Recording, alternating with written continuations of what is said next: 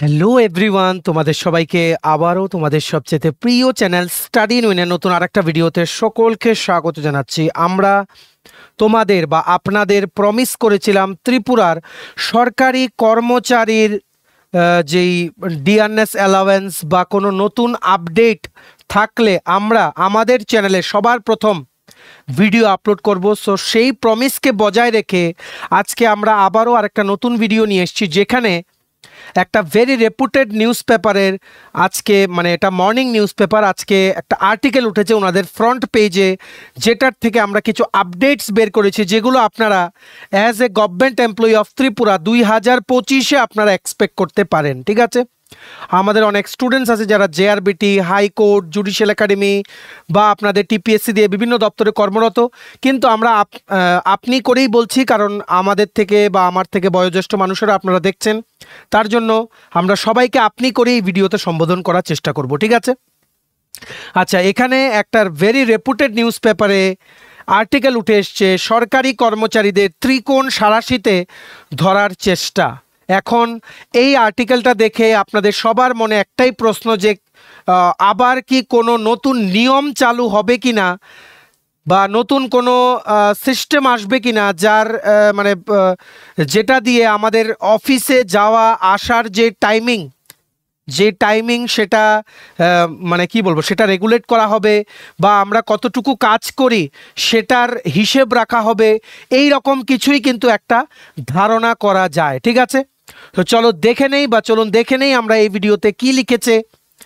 দেখো, একটা জিনিস বলে দেই, ত্রিপুরার সরকারি কর্মচারীদের বর্তমানে ডিআরএস অ্যালাওয়েন্স হচ্ছে 30%, যেখানে সেন্ট্রাল গভর্নমেন্টের ডিআরএস অ্যালাওয়েন্স হচ্ছে 53%। 23% ডিআরএস অ্যালাওয়েন্স মানে 23% অফ দ্য বেসিক পে, যেই স্যালারিটা, সেটা কিন্তু কম পাচ্ছে ত্রিপুরার গভর্নমেন্ট এমপ্লয়িরা। যেখানে আমরা দেখেছি ত্রিপুরার বাইরে যে সমস্ত স্টেট আছে, অন্যান্য স্টেটে, এমনকি নর্থ ইস্টের বিভিন্ন স্টেটে যেমন আসাম, অরুণাচল প্রদেশ, এই সমস্ত স্টেটেও কিন্তু 53% ডিআরএস অ্যালাওয়েন্স কিন্তু ডিক্লেয়ার করা হয়ে গেছে। ঠিক আছে, এটা নিয়েও আমরা আসছি যে নেক্সট ডিআরএস অ্যালাওয়েন্স কবে নাগাদ দিতে পারে, যেটা আমাদের কাছে খবর। আর central government 8th pay commission কি চালু করবে 2026 থেকে, এটা নিয়ে কি আপডেট আছে, সব কিছু আমরা বলবো। ঠিক আছে, যেহেতু এই আর্টিকেলটা উঠে এসছে তার জন্য আমরা এখানে বলে দিই কি লিখেছে, দেখে রাখুন। গত বহু মাস ধরেই সরকারের বিভিন্ন দপ্তরে কর্মসংস্কৃতি লাটে উঠেছে। মন্ত্রিসভার মন্ত্রীরা গত 1.5-2 বছরে অন্তত কয়েক ডজনবার এই বিষয়টি হাতে নাতে ধরেছেন। সরকারি কার্যালয়ে কর্মচারীদের দেরি করে আসা এবং এসেও ঠিকভাবে নিজেদের দায়িত্ব পালন না করার বিষয়টি এখন রীতিমতো নিয়মে পরিণত হয়েছে। মহাকরণ সূত্রে খবর, নতুন বছর থেকেই এই বিষয়গুলোতে রাশ টানতে কড়া ব্যবস্থা নেবে সরকার। ঠিক আছে, মহাকরণ মানে হচ্ছে সেক্রেটারিয়েটে, এটা বলা হয়েছে এই নিউজ পেপারের আর্টিকেল অনুযায়ী। এই নিউজ পেপারের আর্টিকেলটা উঠেছে ভেরি রেপুটেড নিউজ পেপার প্রতিবাদী কলামে আজকের ডেটে। ঠিক আছে, মানে অ্যাজ অন 28 ডিসেম্বর 2024 নিউজ পেপারের ফ্রন্ট পেজে। ঠিক আছে, এটা বলা হয়েছে যে ম্যাক্সিমাম গভর্নমেন্ট অফিসেস সকাল 11টার পরই কিন্তু সমস্ত সরকারি অফিসে সরকারি কর্মচারীদের যাতায়াত বা আসা কিন্তু শুরু হয়। ঠিক আছে, তাছাড়া এমনও যায় যে 12টা বেজে যায়, বেশ কিছু অফিস স্পেসিফিক্যালি যেগুলো আগরতলার বাইরে, ওইগুলো খালি পড়ে থাকে, 12টা পর্যন্ত অফিসের তালাও খোলা হয় না। বেশ কিছুবার আমাদের অনারেবল মিনিস্টার স্যার ম্যাডাম ওনারা কিন্তু ভিজিটে গেছিলেন, ওখানে গিয়ে কিন্তু এইরকমই চিত্র কিন্তু দেখেছিলেন। তার জন্য এটাই বলা হয়েছে এই আর্টিকেলে যে গভর্নমেন্ট অফ ত্রিপুরা 2025 থেকে বেশ কিছু পদক্ষেপ নিতে যাচ্ছে, যাতে কর্মসংস্কৃতিটাকে যাতে আগের জায়গায় একটা ফাস্টার পেসে যাতে নিয়ে আসা যায়। ঠিক আছে, এটাই কিন্তু লিখেছে মহাকরণের অন্যতম গুরুত্বপূর্ণ এক ঘরে শুক্রবার বিকেলে এই মর্মে, গতকালকে 27 ডিসেম্বর 2024 কথা বলা হয়েছে। গতকাল বিকেলে এই মর্মে বিস্তারিত আলোচনা হয়েছে। আলোচনার মধ্যে বিষয় যেন তেন প্রকারেণ সরকারি কর্মচারীদের কর্মসংস্কৃতি ফেরাতে হবে, আর সেই জন্য ত্রিকোণ পদক্ষেপ নিতে চলেছে সরকার। ত্রিকোণ পদক্ষেপটা কি সেটাই কিন্তু সবার জানার বিষয়। আর্টিকেলটাতে আরও সামনে যাওয়ার আগে আমরা বলে দিই, যারা আপনারা ফার্স্ট টাইম দেখছেন আমার চ্যানেলটা বা আমার ভয়েসটা যারা ফার্স্ট টাইম শুনছেন এমন আছেন, আপনারা এক্ষুনি আমাদের channel study in winter subscribe করে সাইডের নোটিফিকেশন বেলটা কিন্তু ক্লিক করে রাখতে ভুলবেন না। ত্রিপুরা সংক্রান্ত সমস্ত রকমের চাকরির আপডেট, চাকরির পরীক্ষার আপডেট, এডুকেশনাল আপডেট, সরকারি কর্মচারী সংক্রান্ত সমস্ত লেটেস্ট আপডেট সবকিছু আপনারা আমাদের এই চ্যানেল স্টাডি ইন উইনে পেয়ে যাবেন, ঠিক আছে? আর আপনারা যদি এমন কেউ থাকেন বা তোমরা যদি এমন কেউ থাকো যারা জেআরবিটি বা বিভিন্ন দপ্তরে কাজ করছো আর বেটার চাকরির জন্য প্রিপারেশন নিতে চাও, আমাদের কাছে আছে নোটস সমস্ত সরকারি চাকরির প্রতিযোগিতামূলক পরীক্ষার, যেমন TPSC, combined election inspector, revenue inspector, Tripura হাইকোর্টের group D, LDC, PA, driver, তারপর কুক, তারপর ত্রিপুরা ইউনিভার্সিটি নন টিচিং স্টাফের recruitment, SSC, GD, CHSL, MT, stenographer, railway NTPC, steno গোবালের group D, software TRLM, JRBT to RPF constable, তহসিলদার, forest guard, Tripura police sub inspector constable, ত্রিপুরার সমস্ত সরকারি চাকরির প্রতিযোগিতামূলক পরীক্ষার জন্য আমাদের কাছে আছে ফুল সিলেবাস কমপ্লিট নোটস, যেগুলো পড়লে পরীক্ষায় কিন্তু অনেক ভালো রেজাল্ট তোমরা কিন্তু করতে পারবে। এগুলো হচ্ছে আমাদের নোটসের ডেমো। এই নোটসগুলো পেতে তোমরা আমাদের এক্ষুনি কল বা হোয়াটসঅ্যাপের মাধ্যমে যোগাযোগ করে নিতে পারো। আমাদের কন্ট্যাক্ট নাম্বার হচ্ছে 6033157164। আমাদের কন্ট্যাক্ট নাম্বারটা প্রত্যেকটা স্লাইডের উপরে দেওয়া আছে ফর ইওর কনভিনিয়েন্স। এইবার আমরা ফিরে আসছি সেই টপিকে যে গতকালকে নাকি মহাকরণে একটা ডিসিশন হয়েছে যে কি যেন তেন প্রকারে যেন সরকারি কর্মচারীদের কর্মসংস্কৃতি ফেরানো হয়, যার জন্য অ্যাকর্ডিং টু দিস আর্টিকেল এটা বলা হয়েছে যে ত্রিকোণ পদক্ষেপ নিতে চলেছে সরকার। এই পদক্ষেপটা কি? মহাকরণের গুরুত্বপূর্ণ প্রশাসনিক ঘরটির সূত্র মোতাবেক প্রত্যেক সরকারি কর্মচারীকে আগে পরে বায়োমেট্রিক সই করতে হবে। আমরা কিন্তু বেশ কিছুদিন আগেও শুনেছিলাম যে বায়োমেট্রিক অ্যাটেন্ডেন্স চালু হবে, কিন্তু আলটিমেটলি কিছু অফিসে চালু হয়েছিল, এমনকি কিছু অফিসে এখনও আছে, সমস্ত অফিসে কিন্তু চালু হয়নি বায়োমেট্রিক, ঠিক আছে?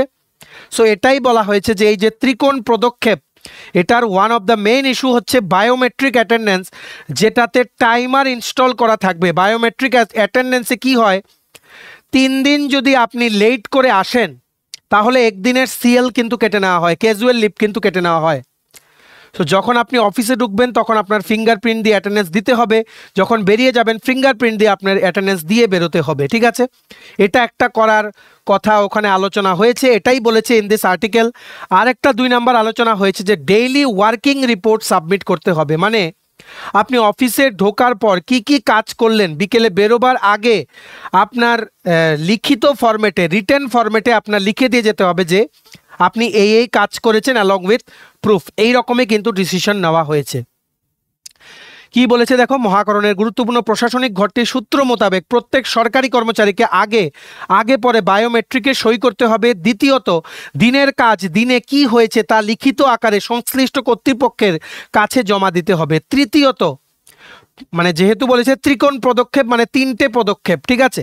তৃতীয়ত কি বলেছে, প্রত্যেক সরকারি কর্মচারীকে প্রযুক্তির সঙ্গে খাপ খাইয়ে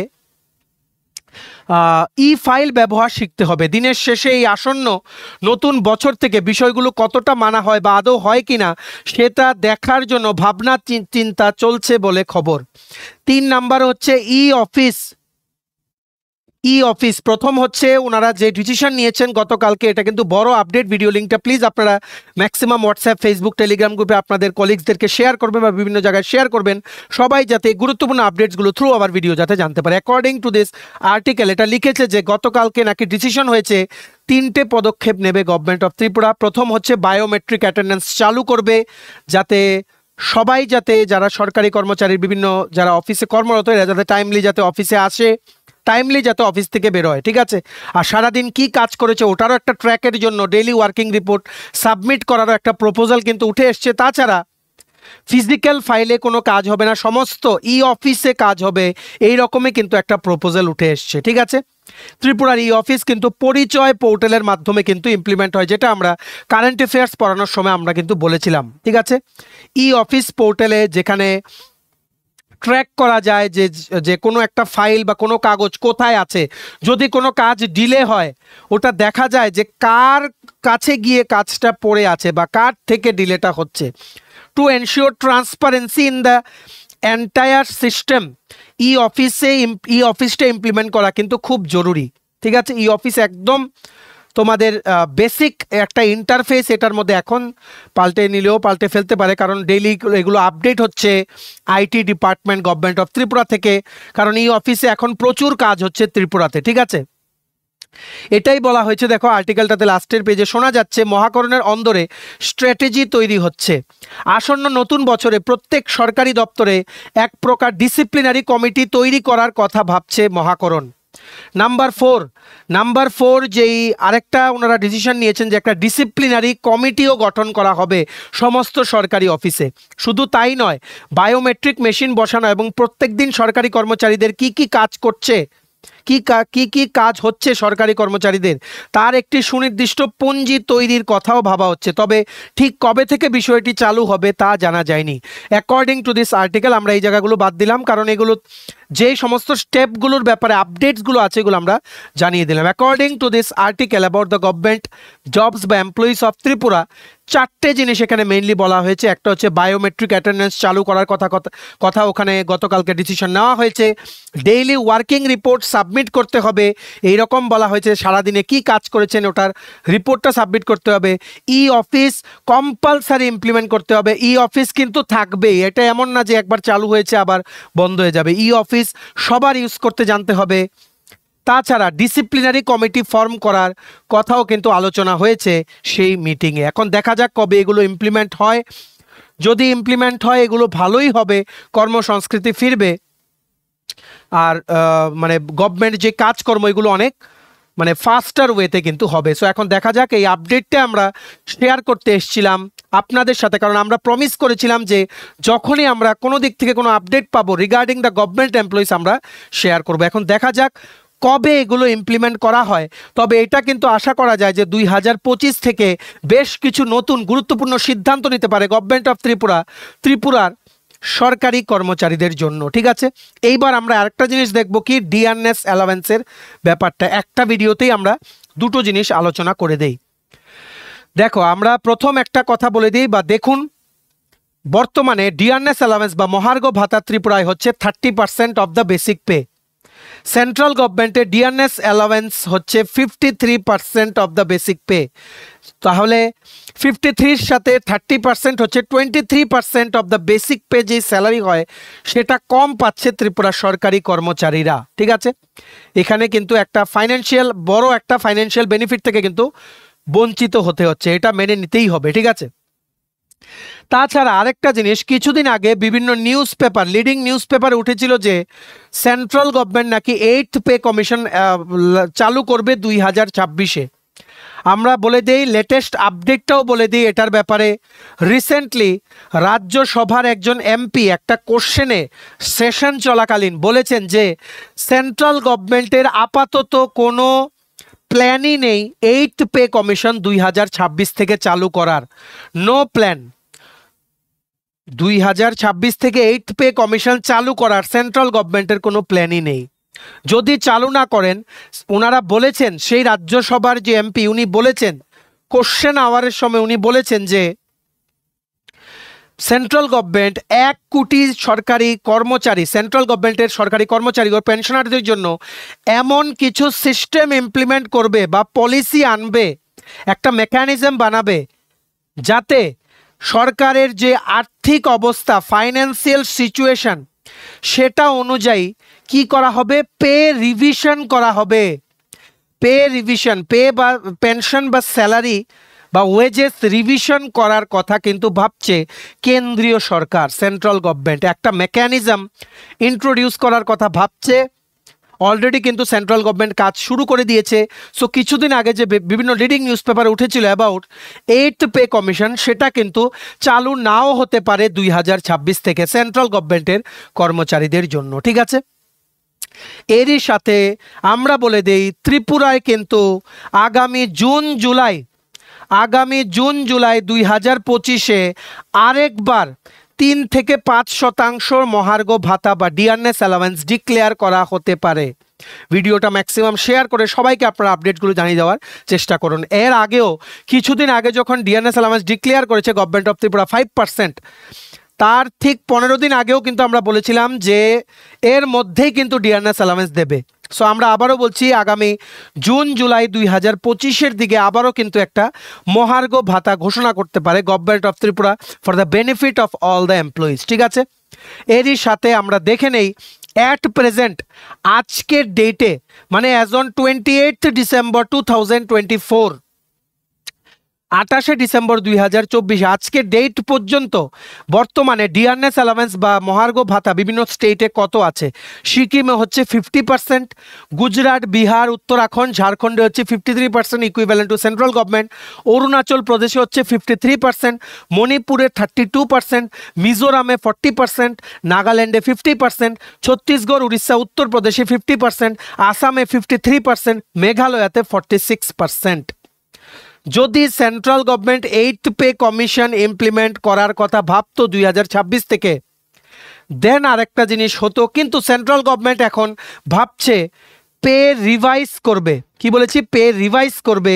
সো দেখা যাক 2026 থেকে যদি কেন্দ্রীয় সরকারের কর্মচারীদের জন্য পে রিভিশন করা হয়, তার আগে গভর্নমেন্ট অফ ত্রিপুরা এই যে 23% যে ডিয়ারনেস অ্যালাউন্স গ্যাপটা, কিন্তু এটাও ভাবতে হবে যে আবারও কিন্তু মার্চ এপ্রিল বা এপ্রিল মে মাসে সেন্ট্রাল গভর্নমেন্ট এমপ্লয়িজদেরকে 3 থেকে 4% ডিয়ারনেস অ্যালাউন্স কিন্তু দিতে পারে। সো এই গ্যাপটা সবসময় কিন্তু একটা রয়ে যাওয়ার সম্ভাবনা, যদি না গভর্নমেন্ট অফ ত্রিপুরা একসাথে 10-12% দিয়ে একবার ডিক্লেয়ার না করে। দেখা যাক, আমাদের গভর্নমেন্ট অফ ত্রিপুরা যথেষ্ট কিন্তু ভাবছেন, আমাদের অনারেবল সিএম ডক্টর মানিক শাহ আমাদের রাজ্যের সরকারি কর্মচারীদের জন্য যথেষ্ট ভাবছেন, ফাইন্যান্সিয়াল যাতে লস না হয়। দেখা যাক 2025-এ গভর্নমেন্ট অফ ত্রিপুরা কি ডিসিশন নেয় for the benefit of all the government employees. ঠিক আছে, আর যেই ডিসিশনগুলোর কথা বললাম অ্যাকর্ডিং টু দিস আর্টিকেল, এগুলো সংক্রান্ত এই 4টা পয়েন্ট যে বললাম, বায়োমেট্রিক অ্যাটেন্ডেন্স, ডিসিপ্লিনারি কমিটি, তারপর বিভিন্ন জিনিস যেমন ই অফিস ইমপ্লিমেন্ট করতে হবে, ঠিক আছে, তারপর ডেইলি ওয়ার্কিং রিপোর্ট সাবমিট করতে হবে, এগুলো কবে ইমপ্লিমেন্ট হয় বা এগুলো সংক্রান্ত কোনো আপডেট পেলে আমরা আপনাদের সবার প্রথম জানিয়ে দেওয়ার চেষ্টা করবো। আপনারা কিন্তু আমাদের চ্যানেল স্টাডি ইউনিটে সাবস্ক্রাইব করে সাইডের নোটিফিকেশন বেলটা কিন্তু ক্লিক করে রাখতে ভুলবেন না। নতুন কোনো ভিডিও আপলোড করলে মোবাইল নোটিফিকেশন সেকশন থেকে আপনারা জেনে যেতে পারবেন যে কী টপিকে আমরা ভিডিও আপলোড করেছি। ঠিক আছে, চলো, এই ছিল ছোট একটা ভিডিও, এই গুরুত্বপূর্ণ দুটো আপডেট তোমাদের মাঝে শেয়ার করতে এলাম।